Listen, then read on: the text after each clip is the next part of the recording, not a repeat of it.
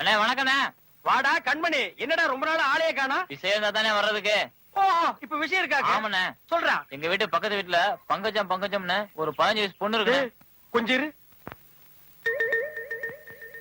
இப்ப சொல்றா. அத என்ன பார்த்து கண்ணடிச்சுச்சுண்ணே. டேய் இருடா. இப்ப சொல்றா.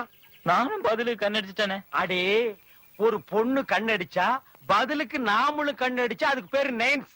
நம்ம எல்லாம் ஆம்பளைஸ். கண்ணடிச்ச பொம்பளைஸ கூப்பிட்டு கட்டி புடிச்சு இச்சுன்னு தாவாங்கட்ட நொறுங்குற அளவுக்கு ஒரு 10 முத்தத்தை கொடுத்தா தாண்டா வாழ்க்கை ஒரு இம்ப்ரூவ்மெண்ட் கிடைக்கும். அண்ணே நான்ல. நீ இல்லன்னா போ, நான் கொடுக்குறேன். அக்கா நான்ல.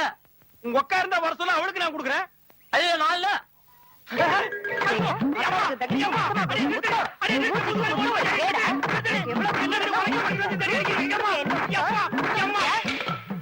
எப்பா உனக்கே புடிக்கிட்டு வந்து இந்த அடி அடிக்கிறாளே அம்மா.